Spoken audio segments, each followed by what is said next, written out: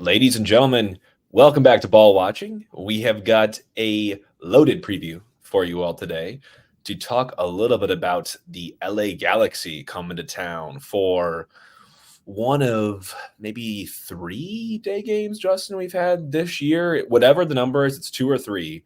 And I don't care which one it is, it's not enough. We talked to someone at the club yesterday who you all will get to hear from here shortly, and he agreed. Yeah, why would you not do more day games? I think the only reason is really it's around the scheduling and trying to get viewers on TV, and we're trying to own that Saturday night. But it's coming up on college football now too. So now you're just going up against giants with the college football and the NFL. But yeah, I'm excited for a day game on Sunday. It's supposed to be some beautiful weather as well in St. Louis. What else has been exciting, Justin? You brought this topic in. I'm going to let you take it. SLU City 2, kind of holding up their end of the bargain this year as City's first team has not. Absolutely. So SLU, after getting the dub versus IU, which we talked about last episode, 2-0 dub against number 7 Indiana, we have moved into number 9 in the nation. And we're actually going to play SMU, number 16, at SMU on Thursday. And we will be facing them to hopefully remain in the top 10 and move up even higher. I have a lot of confidence in this team and Kevin Kalish and Stoll kind of at the helm and kind of coaching these guys through it. But it's a talented group, and you've obviously seen them produce in the MLS as well. When we look at Betcher and Klein specifically for City, but then also specifically City 2, they're also killing it. Second in the West. They have 22 points, 22 games played, just 3 points behind North Texas, who they absolutely just slaughtered on Sunday, 4-0 dub. If anybody didn't see that, Mekhi Joyner scored again. He is 17 years old, and he's second in MLS Next Pro with goals with 12 total. And also their next game is actually going to be on Labor Day, so the day after we take on the LA Galaxy, and that will be at home at 6 p.m. Central. One thing to add on the SLU side, Justin. Snapshot of the program overall right now. Obviously, men's kicking off with a convincing W over IU, who's been a historical rival of ours. And then the women's program as well, clocking in at number 15 after tying with BYU earlier on that week. To have both programs, men's and women's, in the top 15 of their respective, obviously like men's and women's NCAA, super impressive. And might I say, could get better. Absolutely. So I failed to mention, they tied BYU at home, which I think they were really hoping to get a dub, but it was kind of a messy game. Then they went to Mizzou and won 2-0. So they're already on a roll, and they're going to continue to climb as well. I think we've seen them, climb up the ranks the past couple of years underneath the Katie Shields, but both of these programs are at an all-time high, not all-time, sorry, but a very high as of recent, I would say. So these guys are doing well, guys and girls, and I'm excited to see where they go the rest of the season. I am too. Personal plug in there for my, guess you would say, cousin-in-law, wife's cousin, Emily Pericelli, who has been rocking it between the sticks since she's been at SLU. She's coming for every record this year. There is none that are safe as a goalkeeper. She had the assist in that BYU game on top of 8 saves. Girl's doing it all. So shout out to Emily, shout out to the women's program, shout out to the men's program. We are SLU fans. Obviously, both went to SLU, and we will continue to cover their run towards hopefully the tourney throughout the course of this season here, Justin. But one other successful thing I want to cover before we talk about our club this year, I say that tongue in cheek, is the Crew. For anyone that did not follow Leagues Cup, after we bounced, the Columbus Crew took it home. And at this point, it kind of just feels like a formality. These guys are the real freaking deal. I love our team, and I love watching all soccer, but watching the Columbus Crew is like watching what I hope is our poster child for the league. They are unbelievable, defeating LAFC once again, having just beat them in the MLS Cup final, back in October, so 9 months ago, and then beating them again here in what I would say pretty dominant fashion. It wasn't just like they just beat the crap out of LAFC, but they deserved it. They had the much better of the game. And under Wilfred Nancy, the Crew are 29 wins, 12 draws, and 2 losses with it. Wait for it. A 61 goal differential, a plus 61 goal differential at lower.com field in Columbus. Might I say we might have a new or just another GOAT MLS team to add to the Galaxies of old, the DC Uniteds of old. They're fun to watch. Oh, if you didn't see it after the game, I think a lot of people kind of quote tweeted it or kind of snipped it out. But Taylor Twellman was talking about, we may have not have ever seen a team be this dominant in the recent past. And I would completely agree. I think he then kind of went on to say, it's going to be a very successful League Cup next year. And that's where people started sniffing it. It's like, no, we're going to try to get back to the Open Cup. I mean, Jake, if you just remembered, I think it was 2018 when the crew were the owners of the crew were looking to sell them and move them out of Columbus. So now I think there was a great tweet that I saw. You could see like in the stands. I mean, the fans were still there chanting, but it was nowhere near as packed as it is now. So what a quick turnaround they've had the past 6 years. One more tidbit on that. If you all like that thread to pull on, the Columbus, I don't know, like their News Channel 5 equivalent just dunked on Austin in the morning after. So the story was Columbus's owner at the time, something pre-court, was trying to move Columbus to Austin because they weren't going to win anything in Columbus. Kind of feels like a Kroenke-ish situation. And obviously Save the Crew started, and they got the momentum behind and they kept the crew. And then Austin FC became an expansion franchise, and Precourt is one of the owners there. And look where they are, and look where the crew are. It is a hell of a story, and the news people were just all over it. I mean, just stark opposites now, and the trajectory they've seen since that whole movement. But I love seeing, a mid-market size like that, be really dominant in a sport and beating your LAs. I mean, they just brought in Giroud, a World Cup winner, and I just don't see. I mean, they are such a good example of what you can do, and they're not spending a whole lot of money either. They have a superstar. They bought right there for sure in Cucho, but 21st out of 29 in payroll. Yeah, it's one of those teams that's just been holding on to the guys that have been there and been consistent with them. And then we'll also adding Patrick Schulte, SLU alum. They have a great captain in Darlington Nagbe, who's just an absolute journeyman in the MLS and U.S. men's national team. So I'm not surprised, but it is an impressive run that they've been on. The last thing before we transition into the preview here, Justin, was one thing that Columbus does so well is possess, and they are very comfortable. They can also move very quick and direct as well. But something that I kind of found interesting in a couple different articles this week was the correlation or just the relationship between possession and points. So points per match or just points gathered. And it's funny because this has kind of been an up and down thing. Sometimes there was a correlation in some seasons, and sometimes there wasn't. For example, I think during the 2020 and 2021 campaigns, there was almost no correlation between possession leading to more points. And then the last couple of seasons, it's kind of changed and began to become, much more of a thing again and much more of a stronger correlation. Of course, that's when we enter the league and we don't want possession at all, but we're starting to change that, of course. So if you look at the correlation, you see, from left to right, the y-axis is going to be your possession percentage and the x is going to be your points. And in terms of, the far right, those that are possession and points, and thank you for showing this, Justin, you're seeing these really dominant teams. Like your top 5 teams of the Supporter Shield this year are Inter, Miami, LA Galaxy, Cincinnati, LAFC, RSL, Columbus. Like all 6 of those teams are right there where they should be. And that's why you're seeing the big correlation there. But you're also seeing outliers like Houston, who can possess a lot. They have one of the highest possession numbers there, but they don't have a number 9 that's scoring goals for them. Then you have St. Louis in the bottom left quartile of all of this, where we have between, 20 and 30 points right now, and we're possessing, just above 45%. So if that's going to be a thing here, Justin, or a theme, I think Hack is trying to usher us into that newer age of possession really meaning something in terms of where you go in this league. Yeah, and quick, one last thing I'll say about this too, Jake. There's only 4 teams that are possessing less than us. One of them being San Jose Earthquakes, obviously doing worse than us in the standings. Then you got Minnesota, Charlotte, and the Red Bulls, who are none of them. I mean, the Red Bulls have just over 40 points. Otherwise, Minnesota and Charlotte are fighting for a playoff spot. So it's obviously showing that you need to be possessing more to get points in this league. And it seems like we're starting to trend that way as well, at least as a team, but something that is completely changed than what we were looking at last year. Yeah, something to keep an eye on as we move into the end of the season and next season especially. So another something to keep an eye on for this weekend, specifically for us, is availability. So we talked about it being pretty much positive last week. Didn't see any of those guys come back, though, obviously. But what we did see was Klaus. Klaus is fit in full team training right now, apparently expected to suit up on Sunday. I'll believe it when I see it, but that sounds good to hear or read on X. Alman Nilsson, not so much. I didn't get as much on, but they're being super cautious with him, and they're being extremely cautious with those hammies that Nilsson has on him.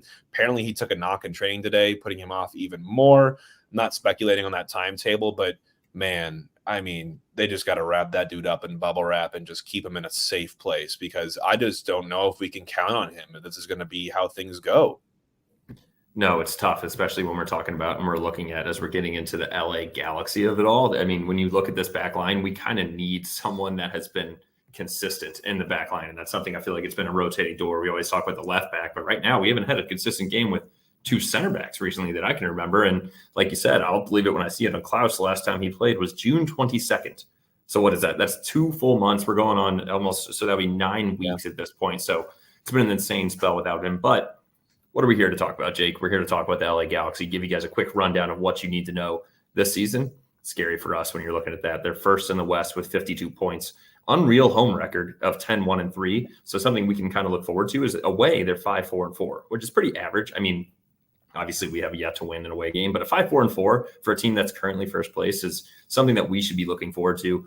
I would not be looking forward to the fact that they have the third most goals in the MLS with 52, and they're giving up 36. 36 is pretty middle tier. I wouldn't say it's like 12th in the MLS when I was looking at it, but it's a team that just now, especially with signing Marco Royce, and we'll talk about him here in a little bit, they are just looking to score more than they concede, and they've been doing it. Yeah, this is a good team. I will say, to their points comment, they are on 27 games played, which is more than anyone in the Western Conference besides Sporting Kansas City.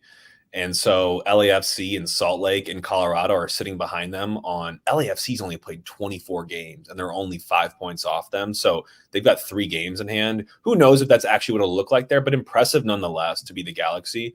And they're doing it in some key games against some big opponents. They have 2 really tight 2-1 losses against LAFC home and away. So they've definitely had their number in El Tráfico. They have a draw versus RSL, who's been obviously really solid this year with Chicho Arango. I get Cucho and Chicho mixed up sometimes. And then a 1-0 at RSL. So impressive stretch against them. And then they just beat Atlanta on Saturday, where Royce came on, made his debut, and made an instant impact, as you'd expect.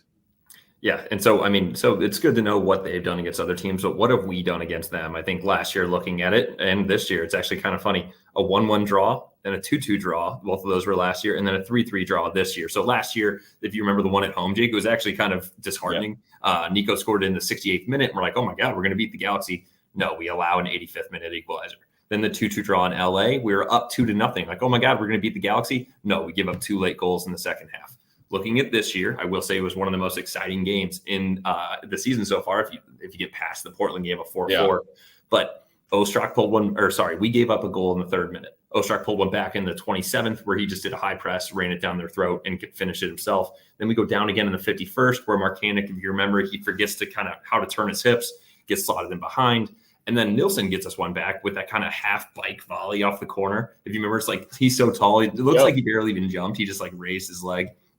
Then we get a McCarthy own goal. So at this point, we're up 3-2, but then we let up a dumb foul at the top of our 18 on the corner, a ball whipped in by Push in the 90th +5, and Yoshida heads it home. There was one last famous chance that we had where Sam was in behind, does his big touch, and the defender just purposely brings him down for a red card. Hell of a play by them, extremely smart, but it saves them from losing 3 points. So we both get out of there with a tie. So we have now tied LA Galaxy 3 times in the 3 times we played them.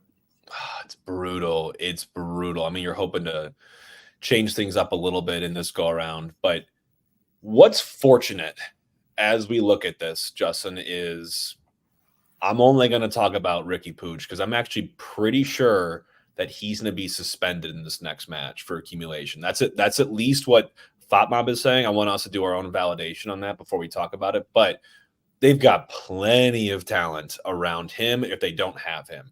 And one of those names being the most recent signing for them, and that is Marco Royce.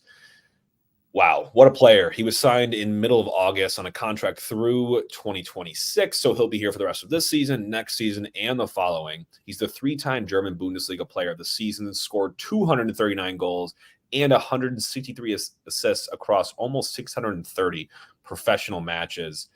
He's been a really solid player, both at club level and with Germany, making big appearances in the 2012 Euros and the 2018 World Cup. He is going to, I don't know if you throw him in as a start, who knows with his fitness, but look at him. He came on for half an hour last match and had a goal and an assist. So the quality, the production, it's there, whether or not we see him start. The idea of Marco Royce playing professional soccer in St. Louis is appetizing.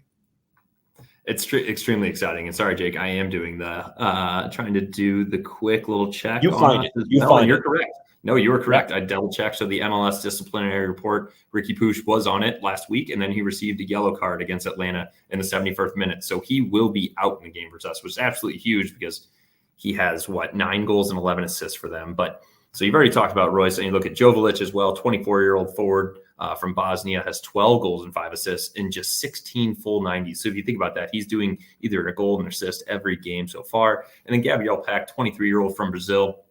They signed him in January from Top Flight, sided Vasco da Gama in January for a $10 million transfer fee. Does that make you smile, Jake? 10 goals, 10 assists on 90 total shots, with his 4th in the MLS. And I think with shots on target, he's actually 2nd or 3rd. So this is a guy that just absolutely just takes on defenders one-on-one, and it was kind of the reason that I was worried about not having Nilsson. Yeah, and we didn't even mention Joseph Payne still, who caused us some serious pain in our match. I mean, the guy is just wheels out there down the flanks. They actually started him centrally under ahead of Puig in the last match against Atlanta. So we'll see if that happens again here. But missing Ricky Puig is no small feat. That is massive. He is the heartbeat of their team. He may not be their best player anymore. Some might argue he still is. But wow, that is really good news to discover while we're recording. So, Justin, as we get into our personnel and who we want to see don the City Red at home, we got to get into our Hoffman Bros starting 11. Hoffman Brothers are our presenting sponsor for 2024, and they are a consistent deliverer. We talk about consistency and putting in performances that are solid consistently, day after day, game after game, in practice, in training, on the pitch. Hoffman Brothers are a consistent partner of ours, and they deliver. When you call on them, when you email them, whenever you talk to anyone from Hoffman Brothers or those that have used their services, they only say positive things. I've been talking to people on X this week.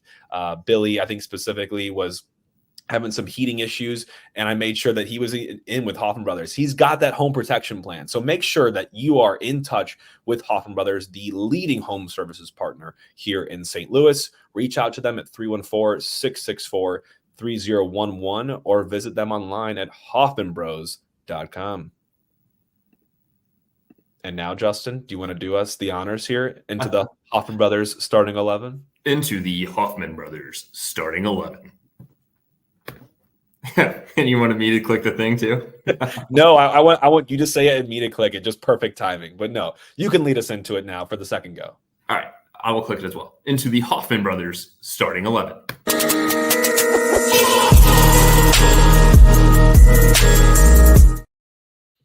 I get so excited to do it, but I don't want to take your thunder type of thing. But here we are. Anyways, no, you got it. We're going to talk about this real quick. I saw, and I did see someone say, if we get knocked out of the playoffs, do you think that they give Lund a little bit of a run at it right now? But I'm here to say, friends, we are not out of the playoffs yet, and the team is definitely acting like we are not. So we're going to start with Mr. Roman Berkey in back, and I love what you have right here for the back line, Jake, at Horn on the left, Kessler in the middle, Hebert in the middle right, and Totland on the far right. Is there anything else that you think could change?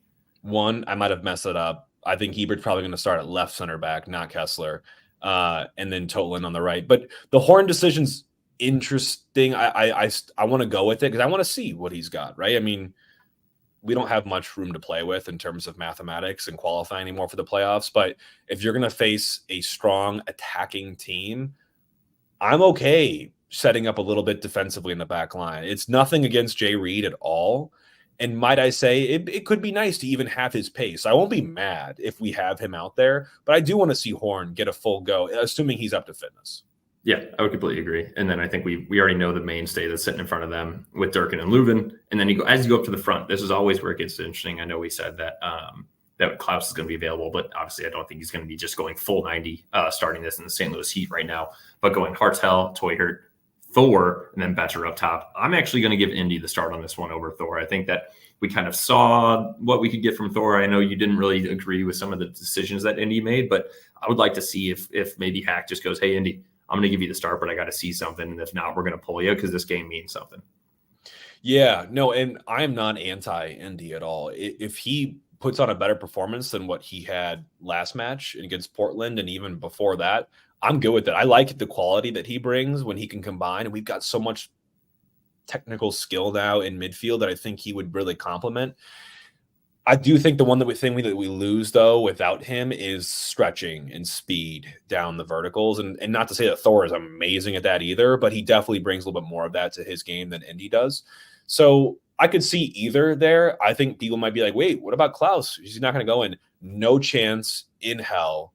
Betcher deserves this, and he deserves it until proven otherwise, in my opinion. Now, would it be nice if, the game is tight and we're 20, 30 minutes away, Betcher's run his tail off, or maybe run his race, or maybe you're looking at one of, Teukert or Hartel and saying, who's got more in them? We got to throw on something different here. To see the big bear Klaus get on the pitch with something to prove with 20, 30 minutes left at home in City Park, he's got to be hungry, man. I want to make sure this guy is fed. So I still believe in Klaus. I'm not over the Klaus thing, by the way. I think he's got something to offer.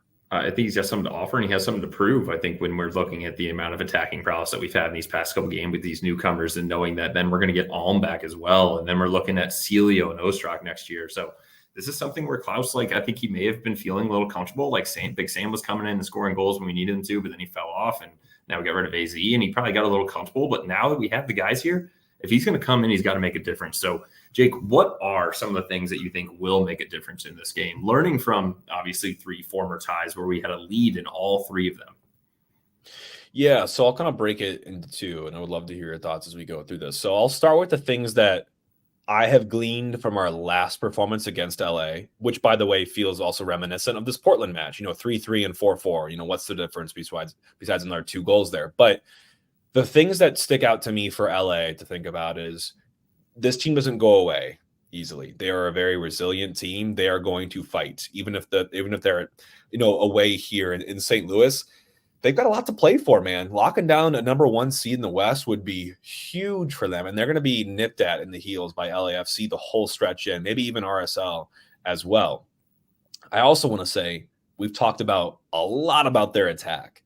Defense is super sus on the Galaxy. It is one thing, a new vocabulary word for the day. I don't think we mentioned it on the show before, is their rest defense, which, by the way, I think that's one of our biggest weaknesses as well. Rest defense being, how does your defense set up when you don't have the ball? Or when you do have the ball and you lose the ball, your rest defense is where everyone is the moment you lose that ball. Are they positioned correctly? Are they tight enough? Where are they on the field? So that when that transition happens, that they're ready for it. They can maybe bounce on a counter press, or they're just tight enough to make sure there's no outlet or no big ball that just really gets us turned around running back toward our goal. Their rest defense has been tough. And I want to say that as difficult it is for ours to get set up, I'm sure it's difficult for them. So I think transition will be a big piece of this game for our attack. They allow the most shots in open play right now. So that's one thing to keep an eye on there. I would say the one thing that we then need to do on the other side of the ball is we need to not get impatient, and we need to be comfortable with that, letting them have the ball. And that, because if we get impatient and we have one person try to press, that's when they're going to counter on us. So more specifically in their stats, they're number 1, and this is all in open play, number 1 in XG, number 2 in goals and shots, number 1 in build-up attacks, number 1 in direct attacks. Obviously, we talked about this, a very high-powered offense, but we cannot give them the open holes to be able to do this. I think that's one where if we're going to defend, we need to trust our system and move back and forth. And when we pick our time to go, everybody needs to be on point, needs to be going. And conversely, when we get possession, you can't freak out. You're not going to get a lot of it in this game. So we can't revert back to our former selves, like our Carnell selves, of just bolting up the field and then coughing it up and we're back on defense again. You've got to be able to take this, situation and just twist the cap a little bit and let some air out, put your foot on the ball, look like you've been there before, and stay composed. The only other thing I want to say before getting into stats is just set pieces, man. This team allows the 10th highest expected goals against, and they're tied for the most goals allowed this year on set pieces with 12. We just scored 2 corners in the last match. Can we grab some of that same magic and slap them with one of these either free kick goals or corner kicks? The deliveries have been solid. Can we use that to our advantage like we did a little bit earlier in the season and kind of lost our way? Yeah, and the one thing I'm going to mention also, just not on set pieces, but I think it goes with set pieces when you think about it, is marking. I think this is a team that also we cannot get caught ball watching, not to use the name even lightly, because I think this is a game where I could very well see us doing that, where if they beat us down to the baseline and then our center back then starts looking over like, do I need to help, and gets off of his guy, then a cutback right to them. They're number 2 in cutbacks in the MLS as well. So if you leave Roman Berkey wide open on a cutback, top of the 6, that's when he gets frustrated. We need to be able to stick with our man and make sure that we're marking not only on set pieces, but during the play as well.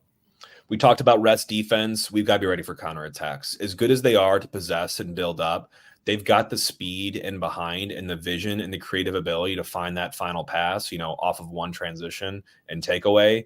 They're number one in counters in the XG per 90. So you've got to be on the lookout for that. It just transition. This just reads to me, it just screams over and over again, the more I look at this, as a nightmare situation for our defense, given what we just came from in Portland, assuming nothing improves, right? I'm hoping that this week took a look at the film, Hack looked at some of our rest defense and is talking about how can we improve our positioning to prevent some of this from even happening in the first place, and just not giving up cheap possession. I think that happened a lot as well against Portland. But there's going to be a lot of passes. LA played the beautiful game, but they play with fire. They will definitely have some cough-ups, some giveaways, and some nervy moments where, all teams kind of do. They have that possession. There's just going to be a little bit of that. And one thing that's nice for us is when we do have the ball, this is not a team that presses a whole lot. We are going to be able to, I'm not going to say possess easily, but LA is not going to force and press all over the field, especially without Pooch kind of leading the line for them in terms of that. So I think some of our playmakers can look forward to having even just a little bit more time on the ball, knowing there's not LA, attackers or defenders breathing down their necks. Yeah, absolutely. And I'm going to say one thing. If they are breathing down their necks, and if we need a water break, drink some Soul Juice. Go to souljuice.com. Use 20% off. Use ball watching for code 20% off. Or you can go to Schnucks, Deerbirds, Mobile on the Runs, anywhere around St. Louis, Sam's. Go get some Soul Juice today. And Jake, I'm going to bring that into, because we don't have a Soul Juice player of the match or heart and soul of the match. I'm going to give you my prediction for the entire match as well. And it's not that great. I'm giving us a 3-2 loss, unfortunately. I think this is one where their offense is just too high-powered. We're looking leaky on the defensive side. I would love to see us score 2 goals at home, and that's probably what I'm going to bet, even though the line's not out right now. I just think when you look at this team's coming in hot. They're feeling it. They got Marco Royce. Yes, they're missing Ricky Pooch, but I do think that they have plenty of other guys to replace him, and it's going to be a little bit too much for us at City Park.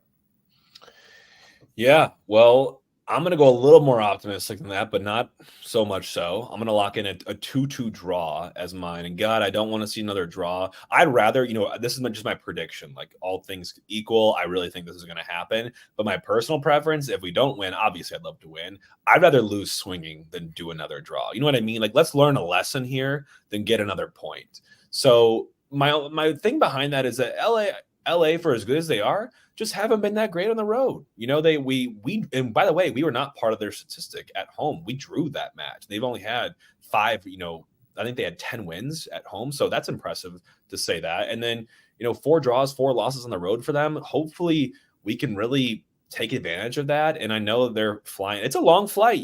There's all these things that go into it. And so we have the advantage here, right? We have the bulletin board. We have our standings right now. They're number 1. I mean, this just sets up to be a underdog story. So I hope the guys are playing like that. So I'm going with a 2-2 draw.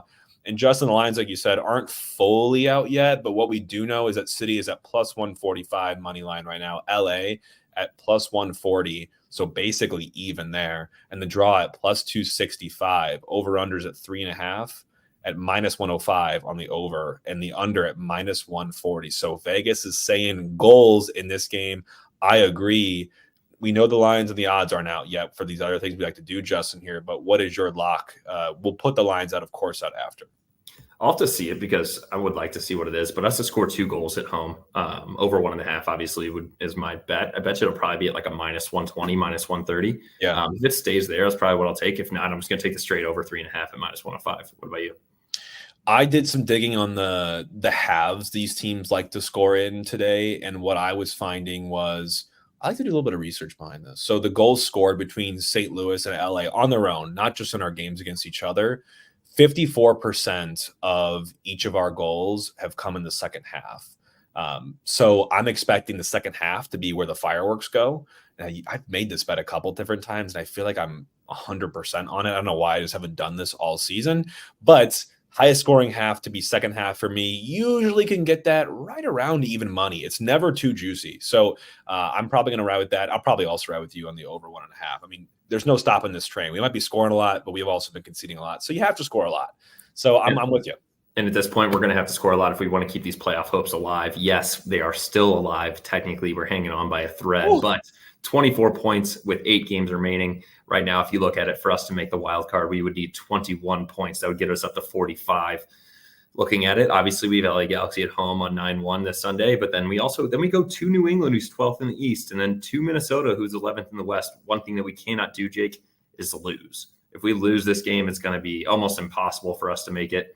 Technically, we would be able to get in with 7 straight wins after that, but getting a point here would still be impressive. So basically all I got to say, Jake, is so you're saying there's a chance.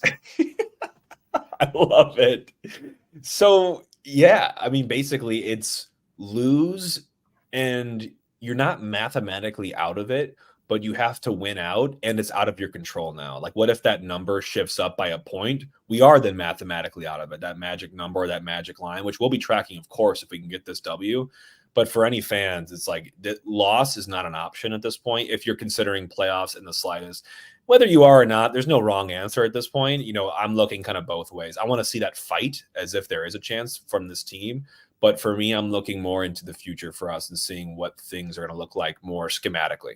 The player that we did the interview with yesterday, he was very adamant that, and when we asked him, like, is there anything else you want to say before we sign off? He goes, we need the fans now more than ever. This team is not giving up in the locker room. This is one that we're still going to be fighting for. And if there's a chance, we're going out there and we're trying to take it. So this team is not rolling over. And I think they're going to be just as hyped up for an LA at home playing Marco Royce on a Sunday day game. Already talk about how much they love day games. This is going to be an exciting one on Sunday. And if you can't get to the game, because it is a little bit pricey with LA Galaxy and Marco Royce, get to the pitch. It's free to go to the pitch. You can spend all your money on frozen Irish coffees then. Get some food, get some beer, get some water, get some soda, get whatever you want. Get to the pitch if you can't get to the game.